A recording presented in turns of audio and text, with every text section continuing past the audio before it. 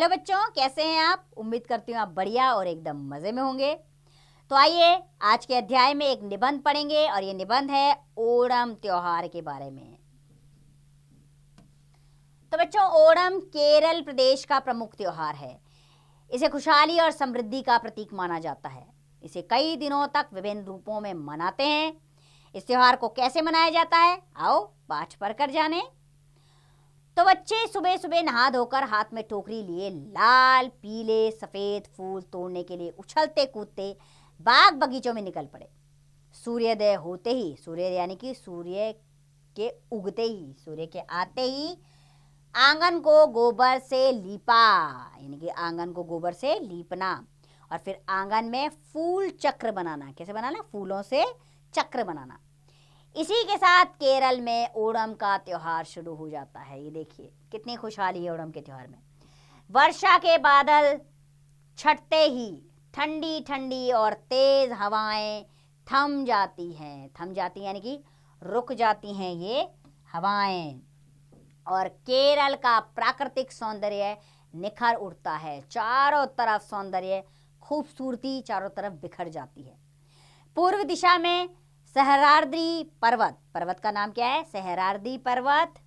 सहस्राद्री पर्वत के पीछे जब सूरज उभर कर केरल को प्रकाशित करता है, यानी कि केरल में पहुंचता है सूरज, तो उसके प्रकाश में पश्चिमी तट के समुद्र की लहरें चमकने लगती है। सूरज की सुनहरी किरणों में समुद्र तट की रेत के कण दमकने लगते हैं और हल्के हल्के बयार के झोंकों से नारियल के पेड़ों के पत्ते लहलहाने लगते हैं। बच्चों, पेड़ पौधों और बेलों में हरियाली छा जाती है। नदी, सरोवर और तालाबों का निर्मल और स्वच्छ जल उजले दिन और चांदनी रातों के वातावरण को बहुत सुंदर बना देता है। चहचहाते पक्षी आसमान में उड़ते हुए अटखेलियां करते हैं। ओणम के दिनों में रंग बिरंगी तितलियां खिले हुए फूलों पर मंडराती दिखाई देती हैं। ऐसा लगता है मानो प्रकृति केरल वासियों के महोत्सव ओणम के स्वागत की पूरी तैयारी कर चुकी है। किसान धान की फसल काट चुके हैं। धान यानी कि चावल की फसल वो काट चुके हैं और खलियानों में धान भरे हैं। श्रावण मास के श्रावण नक्षत्र के दिन ओणम का त्योहार आता है। केरल वासियों यानी कि केरल में रहने वाले लोगों को केरल वासी कहा जाता है। केरल वासियों के लिए ओणम का त्योहार वास्तव में वसंतोत्सव यानी वसंत के उत्सव, वसंतोत्सव से कम नहीं है। सभी लोग आनंद और उत्साह के साथ अच्छे अच्छे कपड़ों में सज धज कर खुशियां मनाते हैं। तिरुवोणम के दिन बड़े सवेरे परिवार का हर सदस्य परिवार के मुखिया के हाथों से नए कपड़े लेकर पहनता है। घर के सभी सदस्य सुंदर ढंग से ओणम का पर्व मनाने के लिए तरह तरह की तैयारियों में जुट जाते हैं। ओणम के भोज में चावल, सब्जियां, खीर, पापड़ और कई प्रकार के स्वादिष्ट फल होते हैं। ओणम के त्योहार के उपलक्ष्य में विशेष प्रीतिभोज आयोजित किए जाते हैं। प्रीतिभोज के बाद लोग अपनी अपनी रुचि के अनुसार खेलकूद, कविता प्रसंग या नृत्य गान में अपना समय व्यतीत करते हैं। ओणम के त्योहार का एक प्रमुख आकर्षण नौका दौड़ है।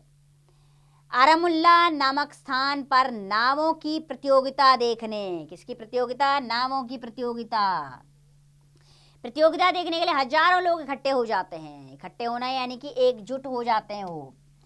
केरल में कई जगह सुप्रसिद्ध नृत्य कथकली का भी आयोजन होता है। तो वहाँ का प्रमुख डांस कौन सा है, नृत्य कौन सा है? कथकली। इसका भी आयोजन होता है वहाँ पर। महिलाएं और लड़कियां तुबिलुम्ब, किकटोकटली और झूला झूलना जैसे नृत्यों या खेलों में भाग लेती हैं। केरल में ओणम का त्योहार पुरानी परंपरा से जुड़ा है। पर्व के बाद आंगन में बनाई गई कलाकृतियां हटाई जाती हैं। केरल वासी बीते हुए ओणम की मधुर यादों और अगले ओणम की मधुर प्रतीक्षा के साथ अपने अपने कामों में लग जाते हैं। तो बच्चों, ये था ओणम का त्योहार जो केरल में मनाया जाता है। आपने समझा कि ये त्योहार कितना विशेष है केरल वासियों के लिए।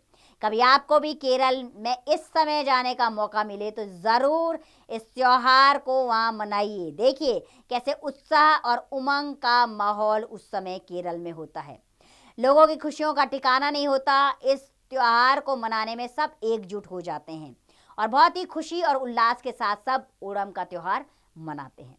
तो उम्मीद करती हूँ ओणम के त्यौहार के साथ साथ आप भी त्योहारों के विषय में जान गए होंगे, समझ गए होंगे कि ओणम एक क्षेत्रीय त्यौहार है, यानी कि क्षेत्र विशेष में मनाया जाता है। केवल केरल में ओणम मनाया जाता है और केरलवासी जहाँ जहाँ होंगे वो मनाएंगे ओणम। तो ये क्षेत्रीय त्यौहार है। आपको भी विशेष अवसर मिले तो ज़रूर केरल जाइएगा। अब इसका अभ्यास करें, आप स्वयं कीजिए।